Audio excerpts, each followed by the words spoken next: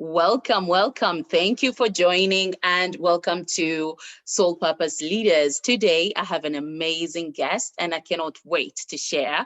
So why are we here? We love to be here because I get to showcase all these beautiful leaders and amazing people. So you get to know what I see in them, but also what they see in themselves. This is the time that we need people like all of us out there who have courage to actually look after themselves, but then taking a step further and helping other people. Now, today, we have an amazing speaker, amazing woman. Her name is Diane Grant, and she is a holistic well-being coach, author, original from South Africa. Wow. And now she lives in England, though. So she's in London with me. And, well, Belfast, sorry. And it's her life mission and purpose to guide you as to guide you to embrace your inner wisdom and step into your personal power. Her greatest joy is walking alongside her clients as they discover their their sorry, I can't speak today, authentic individual beauty, gifts and strength, empowering themselves to lives, their very best life. She does this in a various ways, including one or two coaching groups, on one-to-one, sorry, coaching groups, online courses, corporate group training, books, and variety of speaking platform with divine feminine energy and self-love at the core of everything that she does. And she also helped to connect with true essence to uncover her clients' dreams and then themselves and ignite your passion, the client's passion, and and remember on how to feel your skin and take a place in the world and live a best life starting now. I love that. And why does she do it? She believes that everyone has a purpose in their life and achieving it. She also needs to feel valuable and visible. She's passionate about the idea that through self-love, you can claim the freedom to be who you are, as you are fulfilling your life purpose. And how does she do it? If you haven't really listening yet, is that she does it through her books, online coaching, courses, and also she gives the insight, tools, and community to learn to know yourself better, accept yourself as you are, and true love to make it, I love that, true love yourself, share the immense power of deep, authentic self-love and practical ways to make it work. Oh my God, I'm in love already, guys. I can't wait. She's also, the way she makes it work is that anyone who is committed to implementing the 3 pillars of her signature methodology, sorry, I need to say that right. Love your body, love yourself, and love your life. Oh, I love that. Will heal their relationship with themselves and with life. Oh my God. Please come in. Diane Grant, welcome to Soul Purpose Leaders. Hi, Barke. Thank you so much. It's so good to be here, and I'm so excited for our chat today. Thank you for that amazing introduction. You're welcome. That felt like, oh my goodness, I needed to do like a drum rolling or something. That was so amazing. And it's all about love, love, love, love. This is something that we don't do so much. We don't feel so much. Now, take us back to where you started, where it makes sense for you, the breakthrough, aha moment. What was it for you? Tell us, please. Okay. Thanks, Barke. So if you see that there's just love, love, love, love in everything that I do, and I keep coming back to self-love. And for me, what it was the struggle through my childhood, through my teens, and through my early 20s, where I literally kept walking away from myself. I kept abandoning myself. And looking around me, I would watch people with such good hearts and such good intentions doing things to each other in relationships and to themselves ultimately that caused pain for themselves, pain for each other. And there was always this constant struggle. And each individual, if you took them as just an individual, they had a good and pure heart, and they really just wanted what was best for themselves and the ones that they loved. But I always saw turmoil in relationships. And from a very young child, I remember watching my mom in her relationship with her parents, and then watching my mom and dad in their relationship with each other, and then all the other relationships in my life, aunts and uncles, and thinking there must be something that could fix the struggle where people have such a good heart and they want to love, but somehow when they give it, it kind of gets lost in translation. Things go wrong. There's sort of the problems, and people end up hurting. And so I took it on very young. I took it on very young, this study of human hearts and human relationships and trying to figure it out. And over time, I just kept coming back to the fact that it's self-love. It's all about how we treat ourselves is what we're going to end up harvesting for ourselves, what we're going to end up seeing in the mirror of life around us. And so as I grew, this just got stronger and stronger. And as I said to you, though, I had to quite a number of times walk away from myself, abandon myself, experience that feeling for myself, and realize, oh, this is true.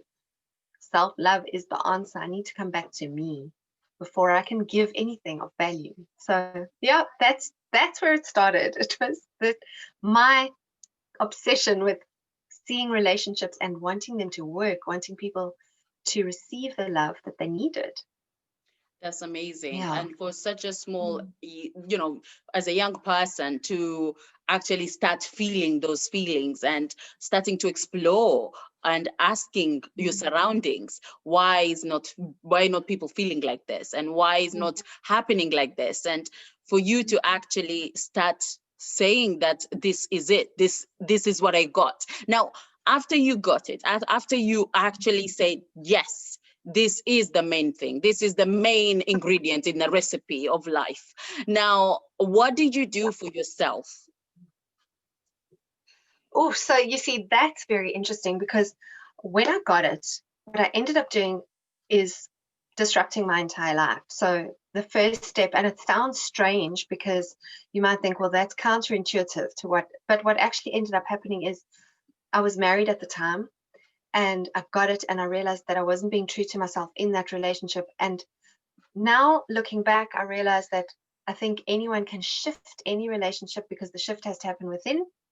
However, for me at that time, I needed to leave that relationship. So I ended up being divorced.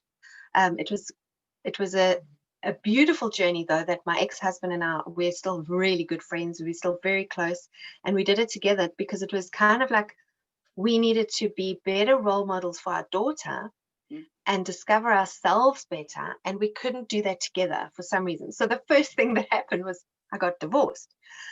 Then I started looking at me time. So it was really, I dived into the self-care thing in a big way.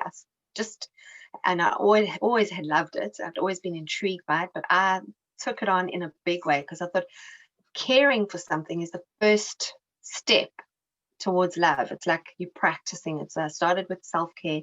And that was also a yo-yo, though, Barcare, because I would practice self-care on the one hand, and then on the other hand, I would sort of go out and do things that were actually quite destructive to me and my health and my well-being.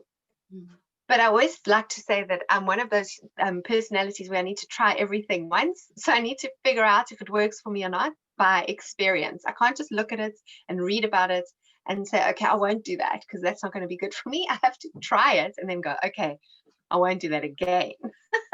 So there was a lot of experimentation and a lot of discovery after that, because I married my first husband quite young, and we'd done a whole lot of stuff together, but now it was about discovering it for myself. And then in that time, because a big part of my journey as well was seeing the woman in my life yo-yo dieting and worrying about their bodies and worrying about the image. And so I came up with a program about 12 years ago now, which was all about loving yourself via your body. So I thought it's very important for us to connect with our physical form, because that's how we portray in the world as a being. So yeah, there was a lot. You asked me what happened first. Divorce, which sounds strange, but that was the first thing. And then the body program. Yes. I love that, Yeah. because a lot of people, even myself, okay, when I knew that I had to step out and I had to claim who I am, I have to be honest. And that's the most important thing, being honest with your situation, knowing where you are in the present moment. Now that, yes, can shift a lot.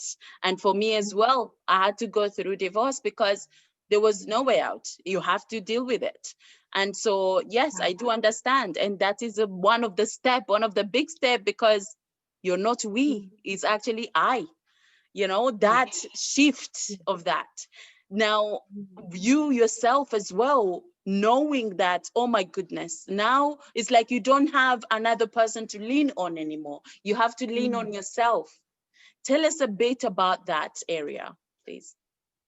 Absolutely. And that it's amazing, because if I have to say that it was in a soul level where I knew that I had to leave my marriage, it was then that it became real, in that space that you're talking of, because that was when I discovered just how much I needed to lean on myself and how much I needed to step up to be there for myself.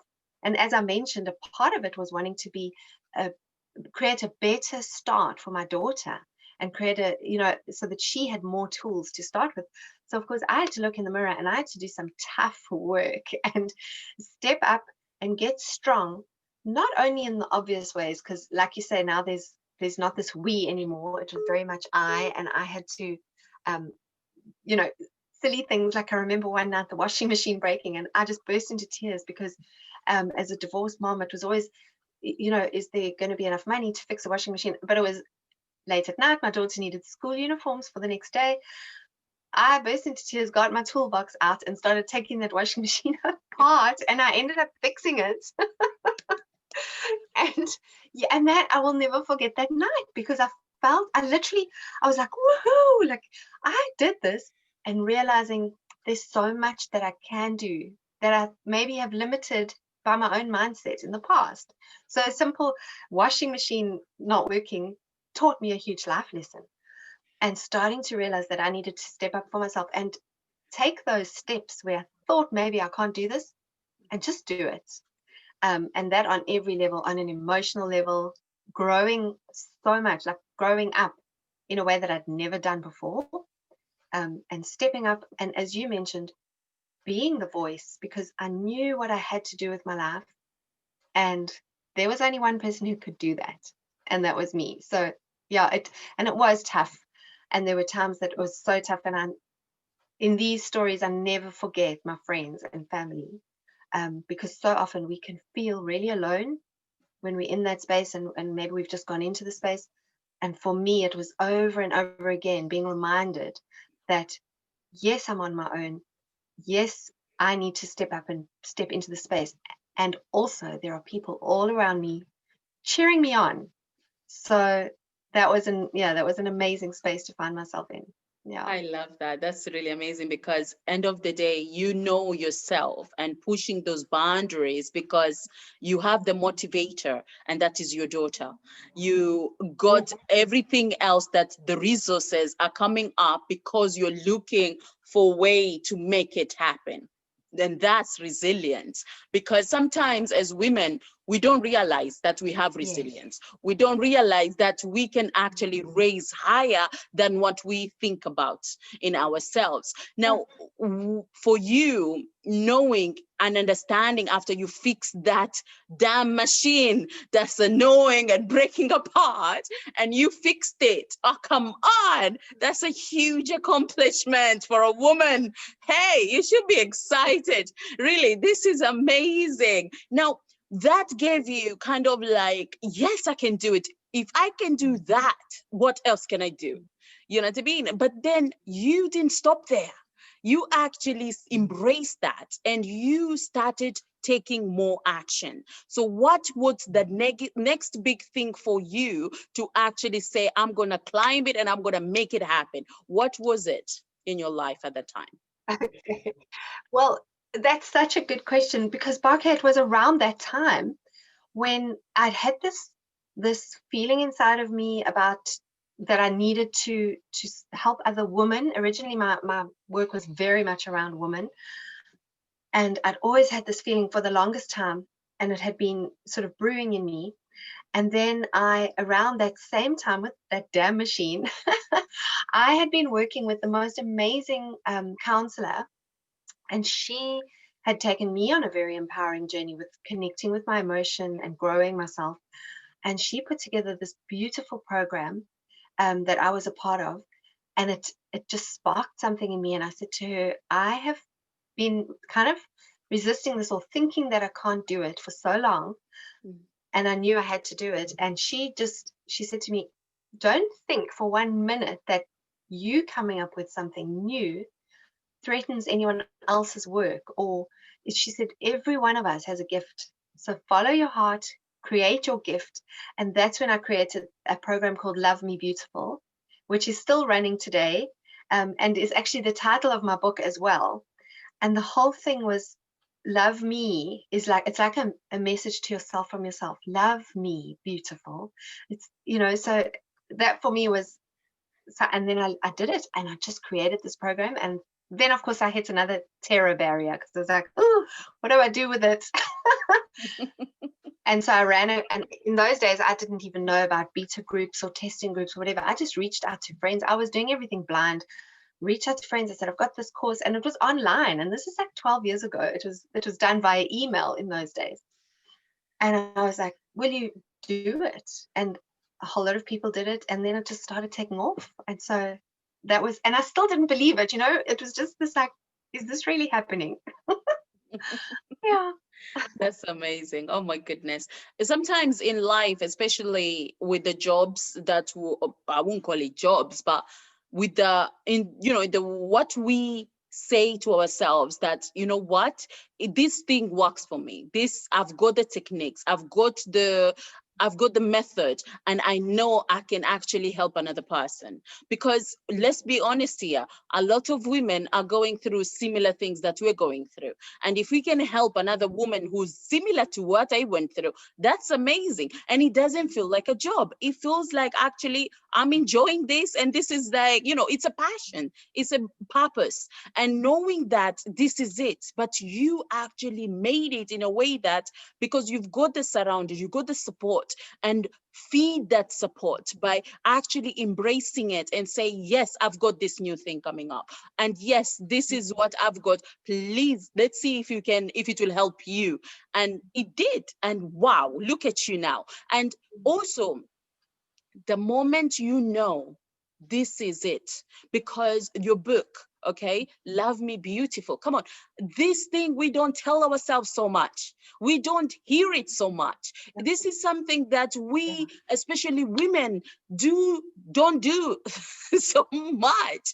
And I wish I could shout it out there to say to women, hey, love yourself. Because for us, growing up in Africa, in East Africa, we were taught, always make sure you look after other people, make sure they come first. But yourself, no, it's selfish. If you look after yourself, if you care so much about yourself, and now you're telling a woman, love me beautiful. It's like, what are you trying to say to me here now? You're indulging it's like indulging yourself so much. So what would you say to a woman who'd never felt, never done this before? What would you say to them? So, Barkay, first of all, just before I answer that question, I'm going to just give a bit of build up. You touched on a few things now in what you were saying. So the one thing was realizing that I had the emotional support, but not having the financial support, and still having that belief that I couldn't do it, that wouldn't, so there was still that sort of missing piece of self-love where I wasn't quite sure of the value of it. So I kept doing this giving the course away free, coaching people free, seeing people transforming their lives, but I still couldn't see the value that I could charge someone for it. There was that feeling of almost guilt, if that makes sense. And as much as I saw how beautiful the work was and how people were transforming their lives, I felt bad charging money for it. So for many years, I kept my job, working hard and long and blood, sweat, and tears for very small salary.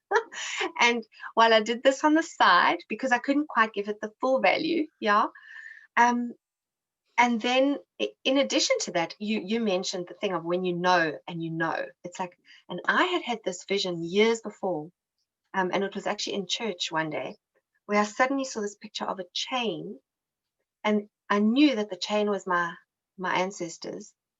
And then the chain, the chain was black and dark and thick and heavy, and one of the links in the chain suddenly became gold and then broke open, and the chain was no longer a chain and everyone was free. And I knew that that was me. So I felt convicted that this work was important. I had to do it.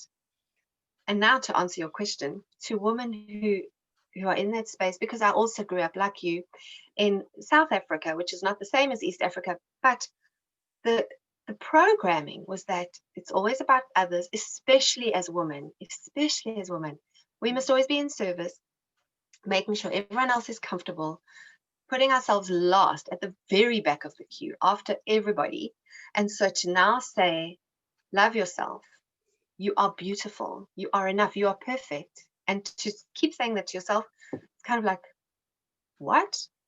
And then I went through all those times where the decision, each and little decisions, like little decisions of, I want to do this for myself today, would literally make me feel ill because it was so against my programming.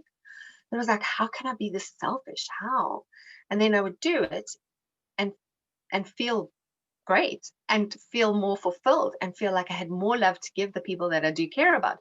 So I would say to any woman embarking on this journey, that is the most important aspect, is to remember it is our nature to want to love and give and share.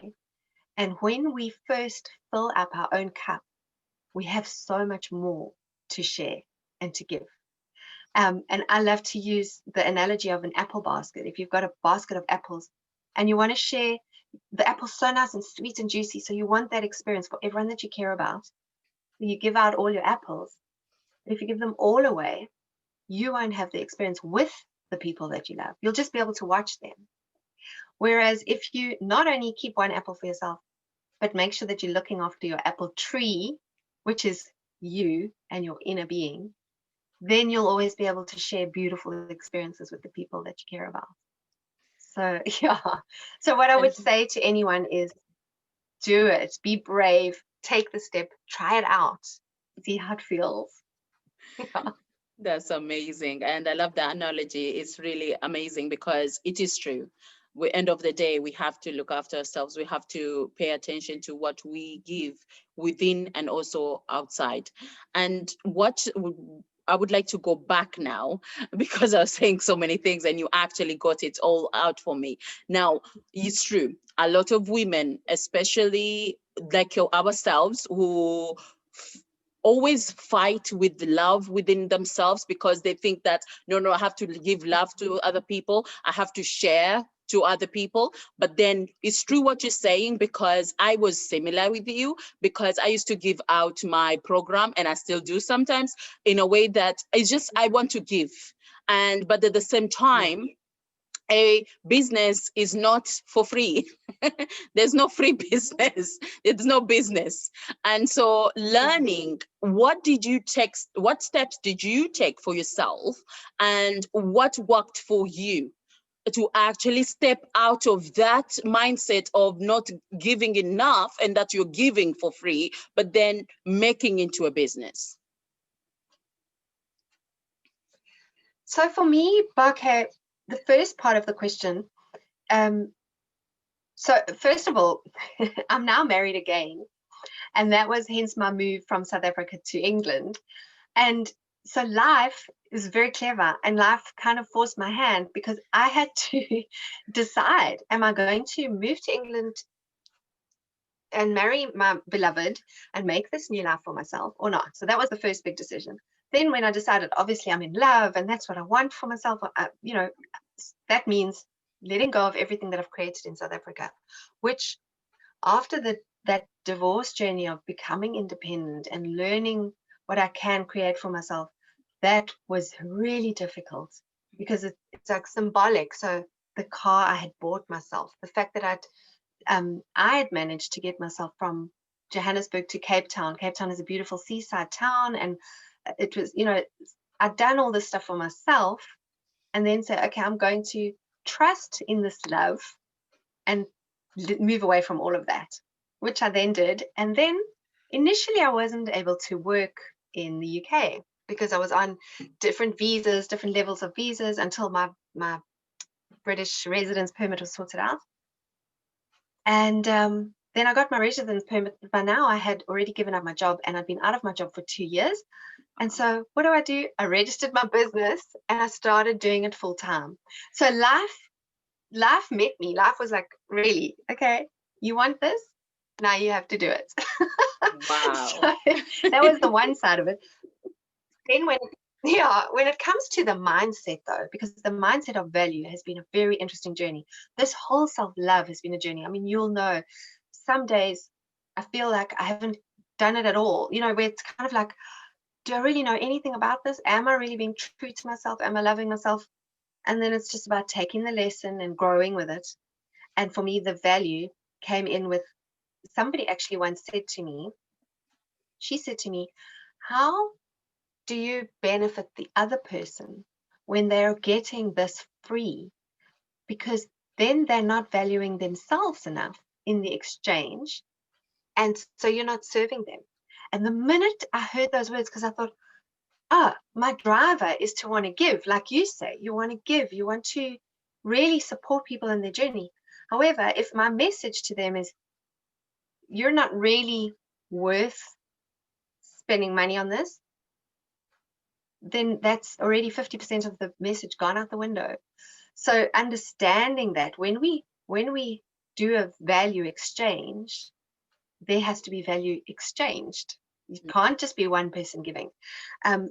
And it was that same person who challenged me in another conversation, where she said, when you don't receive, you rob me of an experience as well.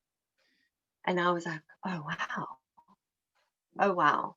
So yeah, so that's kind of where I came to it. And now when it's tough for me and when I do just kind of want to give stuff away, I just pause and I think about it, and I pray and meditate a lot. I really work with intuition in a big way in my work. And I now know, I just get that knowing of, if it's a full price exchange, or if it's a different type of value, or if there's discounts involved. And so that's just become very much more natural than it was before. Yeah. Amazing. Thank you so much, and congratulations for getting married. And now tell us a bit of you started your course, you wrote your book, and you've created this, and it's been 12 years ago when you started it. Now, tell us the growth of it, where you are right now with your business and yourself. Okay, great. That's such a good question. So yes, it started 12 years ago, and Barkay, that's when I started writing the book. Do you know when my book was published? It was published last year. So the book, yes, I started writing the book with great gusto. This is going to be a story. And it was gorgeous. It was quite a fabulous story, and I worked on it, and I was so into it. I loved it. I do love writing. And when the book was almost finished, I was unfortunately a victim of crime, and my house was broken into and my laptop stolen and a whole lot of stuff stolen. But the book was on a laptop and I didn't back it up. So the book was gone. The first book was gone. So I took that in my stride. I am lucky that I'm a very resilient person. I bounce back, because I've learned that that's the easiest thing to do, is just bounce back. So bounce back, and I started writing again, and I thought, that's okay. And it came out a little bit differently the second time. And it was great. And I kept thinking to myself, I must back this up, I must back this up, I must back this up. And this was many years later, because now years have passed, life's happened, my daughter's been in, school, and it's just been a busy life. And the book, the same thing happened again. My car was broken into. And the laptop with the book that was not backed up was stolen a second time.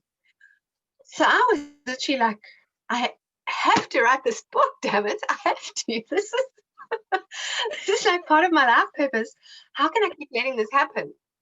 So it was interesting, because the third time I started writing the book, I was actually in the most pressurized job that I'd ever had. However, I had progressed so far down my journey of self-love that the job I was in felt easier than any job I'd ever had before, because of the way that I was practicing boundaries with my time, with my energy.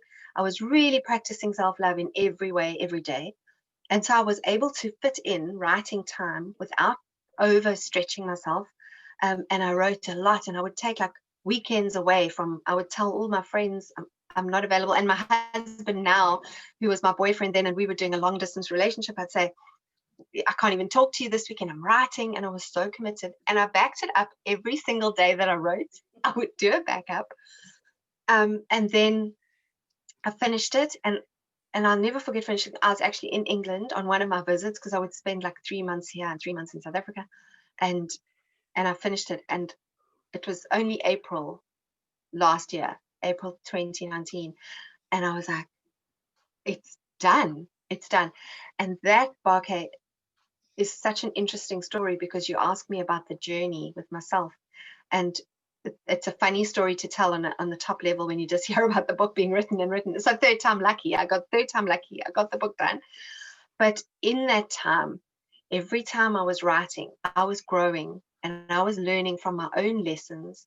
And by the time the book was ready, I was ready.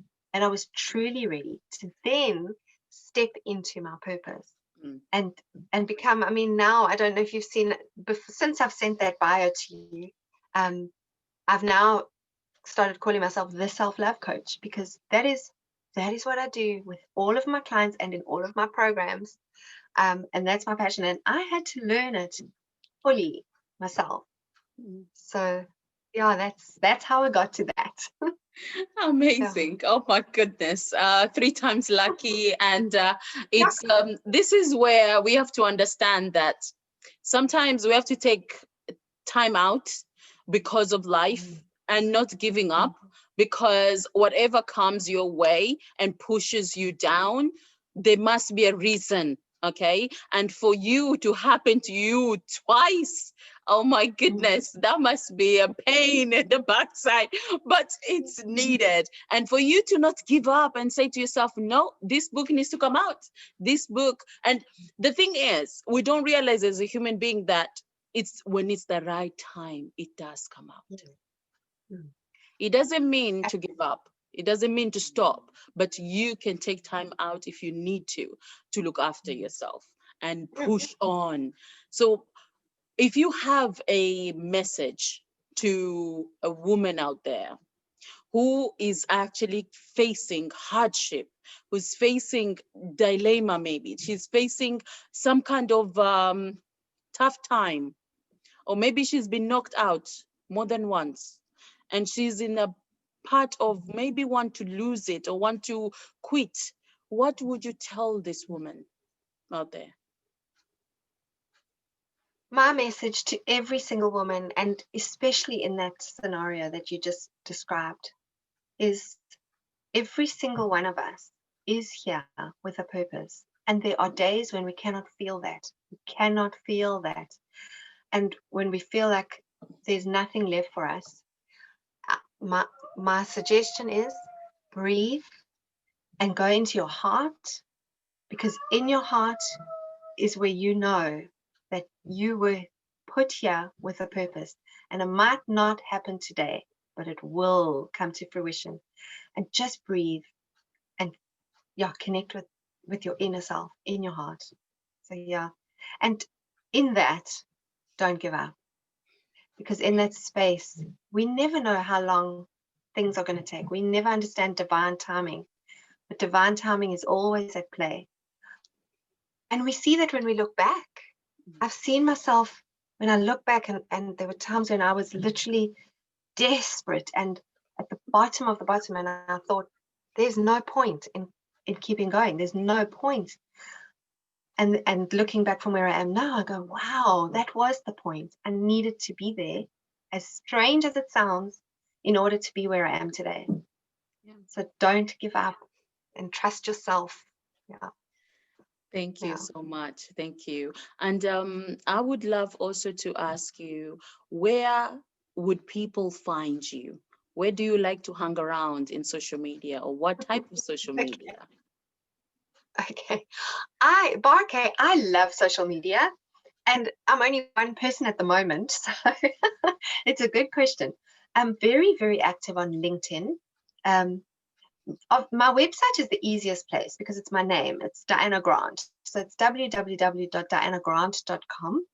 And then I'm the same on LinkedIn. It's Diana Grant, the self-love coach. So even if you look for the self-love coach, you'll find me. And then I'm active on Instagram as well, Instagram and Facebook as Diana Grant. So yes, look for my name. And I try and just, that's where I just try and pour in value, because to me, those are the places where there's such a well of free value. So I try and just put stuff out as often as possible so that there's a message for anyone on any day that they might need. I do have a YouTube channel, which I do at the moment. I'm only going on live once a week, and I try and update, pop in little videos as soon, every time I get a thought that I think I should really share with somebody. So I'm kind of everywhere. Just not TikTok. I can't wrap my head around TikTok yet, for me. Not yet. Not yet. You never know. Yeah. We love a challenge. That's the good thing about it. Absolutely. So not to worry about this information, as I'm going to add it with the description on every platform that I'm going to put this video. Now, Diane, would you be willing to come again in this platform? Did you enjoy yourself today? I absolutely enjoyed myself, Barkay. I love chatting with you. I really do. And to feel, I always say, that old saying, like-minded people. I love to say like-spirited people. And I see your passion for uplifting people and seeing people empower themselves. And so I love connecting with you in this space. I would love to come back. Amazing. So get yourself ready, as I'm going to call you one day. And would you like to give us just another something before we wrapped up? Would you like to share anything with us today? Yes, I would. There's something that popped up right in the beginning when you were speaking right in the beginning. I used a word, and I use it on my website, and I use it in a lot of work, and it's called remembering. I say all that I do is I help individuals remember who you really are and how worthy of love you really are, and that the first place to start is with yourself. So it's about remembering to love yourself. And for me, that is how we're made. We are perfectly imperfect. And so it's just about remembering. And that's why I said earlier as well, just breathe and go into your heart and remember who you truly are. You are divine and perfect. Thank you. Beautiful. Thank you so much for the lovely wisdom that you shared with us today. And the most important thing is that you gave us the aha moment. You gave us this awakening within ourselves and understanding what we have inside of us and what we can actually thrive on within us. And so thank you, Diane. Thank you for being here. I appreciate you, and I'm so happy, and I'm so blessed. Thank you, Diane. Thank you, Barkay. Thank you. And for everybody else, until next time, we don't know who's going to be the next guest. It might be you. So take care, and I shall speak to you soon. Goodbye, everybody.